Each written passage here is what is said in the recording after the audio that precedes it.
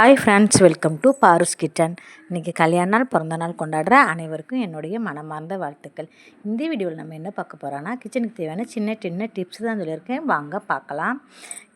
பூரிக்கு நம்ம கிழங்கு பண்ணும்போது கொஞ்சம் தண்ணி ஆயிடுச்சுன்னா நம்ம அதில் ஒரு ஸ்பூன் கடலை மாவு மட்டும் கரைச்சி ஊற்றி அதுக்கப்புறம் செஞ்சு பாருங்கள். டேஸ்ட்டு செம லெவல், வேறு லெவலாக இருக்குங்க. இதை நீங்கள் ட்ரை பண்ணி பாருங்கள். தண்ணி ஆயிடுச்சுன்னா ஒரே ஒரு ஸ்பூன் போதுங்க. அதுக்கு லாஸ்ட்டில் இறக்குறது கொஞ்சம் முன்னாடி நீங்கள் போட்டுட்டு கொதிக்க விட்டுட்டு அப்புறமா இறக்கிடுங்க. சூப்பராக இருக்குங்க. நெக்ஸ்ட்டு நம்ம பூரிக்கு மாவு பிணையும் போது கொஞ்சமாக உப்பு, கொஞ்சம் சர்க்கரை, கொஞ்சம் ஆயில் தடவி அதுக்கப்புறம் நீங்கள் மாவு பிணைஞ்சி பாருங்கள். சூப்பராக வருங்க. பூரி புசு புசுன்னு சூப்பராக வரும். ஆனால் பூரிக்கு நம்ம மாவு பிணைஞ்சதுமே கொஞ்சம் நேரத்துலேயே இது பண்ணிவிடுங்க. ரொம்ப நேரம் வைக்காதீங்க. இல்லாட்டி ரொம்ப நேரம் நீங்கள் வச்சிங்கன்னா ஆயில் ரொம்ப இழுக்கிற மாதிரி இருக்கும். பூரிக்கு நம்ம மாவு பண்ணது இந்த கட்டையை வச்சு தான் தேய்க்கணும்னு அவசியம் இல்லைங்க. இங்கே பாருங்கள், அந்த தட்டை வச்சு அமுத்தி தேய்ச்சி பாருங்களா, சூப்பராக அதுவே ரவுண்டு ஷேப்பில் செமையாக வந்துடுங்க. நம்மக்கிட்ட இந்த மாதிரி மூடி மாதிரி தட்டு இருந்தால் போதும். அதை வச்சு நல்லா அழுத்துனீங்கன்னா போதும். எப்படி வந்திருக்குன்னு பாருங்கள். சூப்பராக இந்த மாதிரி ரவுண்டாக ஷேப்பாக வந்துடும். அதுக்கப்புறம் நீங்கள் பூரி போட்டு எடுத்திங்கன்னா புசு புசுன்னு பூரி வருங்க. இன்றைக்கி நான் சுட்ட பூரி தாங்க இது. நல்லா புசு புசுன்னு வந்திருக்கு. நான் சொன்ன மெத்தடில் நீங்கள் செஞ்சிங்கன்னா இந்த மாதிரி புசு புசுன்னு சூப்பராக வருங்க. என்னோடய சேனலை நீங்கள் முறையாக பார்க்குறதா இருந்தால் சப்ஸ்கிரைப் பண்ணிவிட்டு பாருங்கள். வாங்க நம்ம அடுத்தது ரெசிபி பார்க்கலாம். நான் இன்றைக்கி சொரக்காய் கூட்டு ஈஸியான மெத்தடில் எப்படி செய்யலாங்கிறத நான் காமிக்கிறேன். நான் ஒரு சொரக்காய் எடுத்து கட் பண்ணி வச்சுருக்கேன், ஒரு வெங்காயம் கட் பண்ணி வச்சுருக்கேன், கொஞ்சம் ஒரு தக்காளி, அப்புறம் கொஞ்சம் துவரம்பருப்பு எடுத்திருக்கேன், 2 பச்சை மிளகாய் எடுத்திருக்கேன். முதல்ல நம்ம எல்லாமே கழுவி எடுத்துக்கலாங்க. கழுவி கட் பண்ணி எடுத்து வச்சுருக்கிறேன். எல்லாத்தையும் நம்ம ஒன்றா போட்டுடலாம். சொரக்காய் போட்டுட்டேங்க. அப்புறம் நான் ஒரு தக்காளி கட் பண்ணி வச்சுருந்தேன் பார்த்திங்களா, அந்த தக்காளியை போடுறேன்.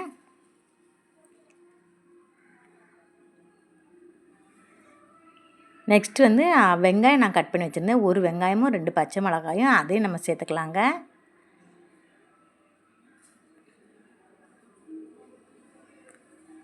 அதுக்கப்புறமா துவரம் பருப்பை நான் கழுவி வச்சுருந்தேன். நீங்கள் சிறு பருப்பு கூட சேர்த்துக்கலாம், இல்லை 2 கலந்து கூட நான் சேர்த்துக்கலாம். இன்றைக்கி நான் துவர பருப்பு மட்டும்தாங்க போட்டேன். ஆனால் இப்போ நீங்கள் போடும்போது சிறு பருப்பு கொஞ்சம் சேர்த்து போட்டிங்கன்னா டேஸ்ட்டும் மனமும் நல்லாயிருக்கும். என்கிட்ட இன்றைக்கி துவரம் பருப்பு இருந்தனால அது மட்டும் போட்டேன். ஒரே ஒரு பூண்டு எடுத்து தொலி எடுத்து வச்சுருக்கேன், அதையும் உள்ளே சேர்த்துக்கலாங்க. அதுக்கப்புறம் ஒரு ஸ்பூன் மஞ்சள் பொடி சேர்த்துக்கலாம், அதுக்கு கலர் வர்றதுக்காக. அப்புறம் நல்லா தண்ணி ஊற்றி நல்லா மூழ்கிற அளவுக்கு தண்ணி ஊற்றிடுங்க. தண்ணி ஊற்றி மூடி போட்டு குக்கரில் விட்டு ஒரு 3 விசில் வச்சு எடுத்துடலாங்க.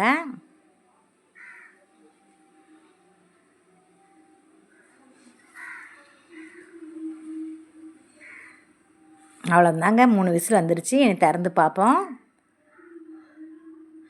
சூப்பராக வந்துருச்சு. இதை நம்ம கரண்டிலே நல்லா மசிச்சு விட்டாலே போதும். மத்து வச்சு கடையணும்னு அவசியம் இல்லை. 1க்கு 2 மசிச்சு விட்டால் தான் நல்லாயிருக்கும். அவ்வளோங்க, 1க்கு 2 மசிச்சு விட்டாச்சுங்க.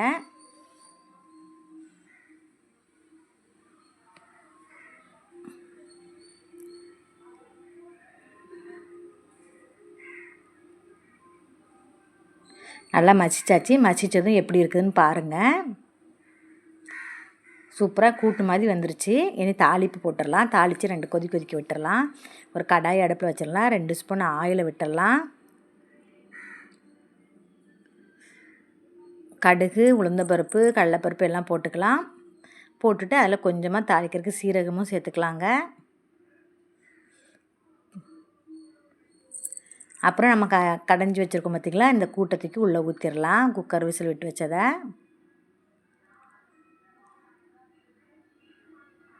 அப்புறம் நமக்கு இதுக்கு தேவையான அளவு உப்பு சேர்த்துக்கலாங்க.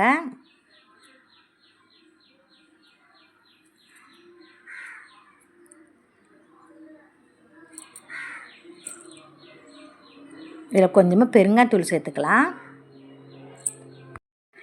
பெருங்காயத்தூள் சேர்த்து கொஞ்சம் நேரம் கொதிக்க விடுங்க. அவ்வளோதாங்க, சூப்பரான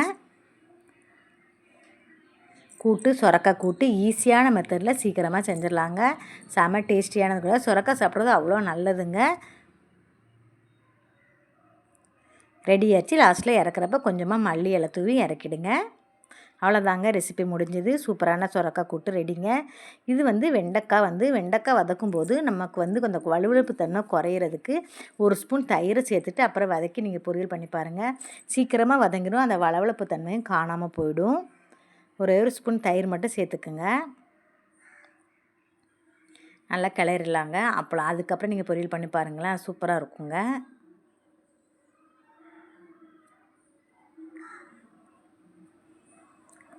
சீக்கிரம் வதங்கினா அந்த வலுவழுப்பு தன்மையும் காணாமல் போயிடும். அவ்வளோதாங்க, இன்றைக்கி சொன்ன டிப்ஸ் எல்லாம் உங்களுக்கு ரொம்ப யூஸ்ஃபுல்லாக இருந்திருக்கும்னு நினைக்கிறேன். நெக்ஸ்ட்டு ஒரு வீடியோவில் உங்களை சந்திக்க வர்றேன். நெக்ஸ்ட்டு ஒரு டாப்பிக்கோட. வீடியோ பிடிச்சிருந்தா லைக் பண்ணுங்கள், கமெண்ட் பண்ணுங்கள், ஷேர் பண்ணுங்கள்.